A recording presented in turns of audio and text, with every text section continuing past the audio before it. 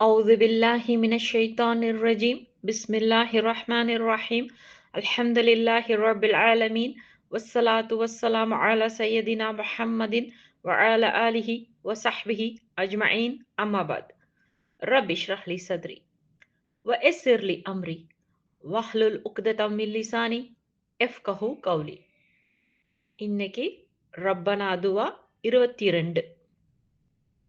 ரப்பனா மா ஹலக்த ஹாதா பாத்திலன் சுப்ஹானக ஃபக்கீன அதாபன்னார். இது குரான்ல 3வது அத்தியாயத்துல 191வது வசனமா வருது.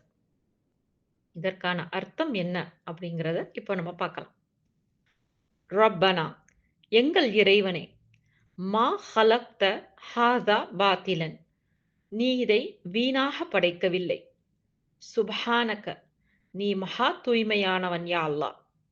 ஃபகீன அதாபன்னார், எனவே நரக நெருப்பின் வேதனையிலிருந்து எங்களை நீ காப்பாற்றுவாயாக யா அல்லாஹ். இதற்கான பின்னணி என்ன அப்படிங்கிறத இப்போ நம்ம தெரிஞ்சுக்கலாம். இந்த வசனம் தனிப்பட்ட ஒரு சம்பவத்திற்காக மட்டும் இறக்கப்படல.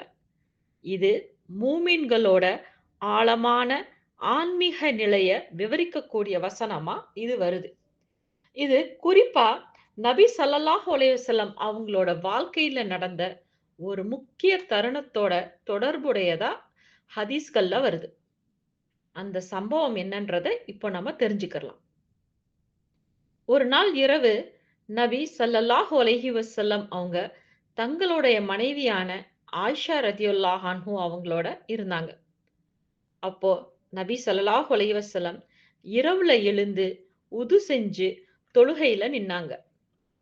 அப்போ 3வது அத்தியாயத்துல வரக்கூடிய 190வது வசனமும் 191வது வசனத்தையும் ஓதினாங்க. அதற்கு பிறகு அழுதாங்க. ரொம்ப அதிகமா அழுதாங்க. அத பார்த்த ஆயிஷா ரதியல்லாஹு அன்ஹு, யா ரசூலல்லாஹ், நீங்க ஏன் இவ்வளவு அழுகிறீங்கன்னு கேட்டாங்க. அல்லாஹ் உங்களுடைய முன்பின் பாவங்களை மன்னித்து விட்டானேன்னு கேட்டாங்க.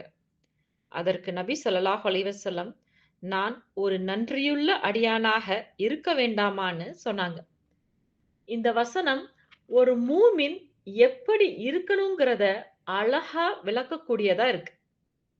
ஒரு அடியான் அல்லாஹுவை நின்ற போதும், அமர்ந்த போதும், படுத்திருக்கும் போதும், வாழ்க்கையின் ஒவ்வொரு தருணத்திலும் அல்லாஹுவை மறக்காம இருப்பது அவசியம். அடுத்தது தஃபக்கூர், அதாவது அல்லாஹுவின் படைப்புகளை பற்றி சிந்திக்கிறது. வானம், பூமி, பிரபஞ்சம் போன்றவற்றை அல்லாஹ் ஏன் படைச்சான்னு ஆழமா சிந்திக்கிறது. அவன் படைச்சதற்கு பின்னாடி உள்ள அர்த்தத்தை உணர்றது. யா அல்லாஹ், நீ இதை வீணாக படைக்கவில்லை. நீ தூயவன். எங்களை நரகத்தில் இருந்து காப்பாற்றுன்னு மூமின்கள் தாழ்மையா துவா செய்யக்கூடியவங்களா இருப்பாங்க.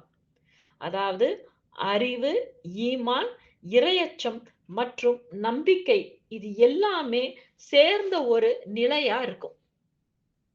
இஸ்லாமிய அறிஞர்களான இப்னு கசீர், தபரி போன்றவங்க இந்த வசனம் அறிவு மற்றும் திக்ரு இரண்டையும் இணைக்குது.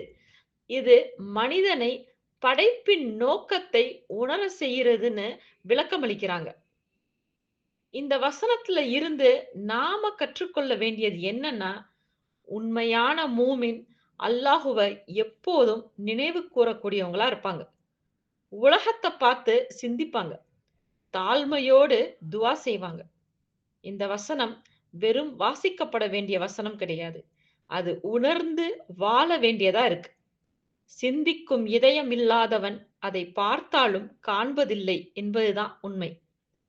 எதை கேட்டோமோ அதன்படி செயல்படக்கூடிய மக்களாக அல்லாஹ் உங்களையும் என்னையும் ஆக்கி அருள வேண்டும் என்று துவா செய்தவளாக இந்த உரையை முடிச்சுக்கிறேன். وآخر دعوانا والحمد لله رب العالمين. السلام عليكم ورحمة الله وبركاته.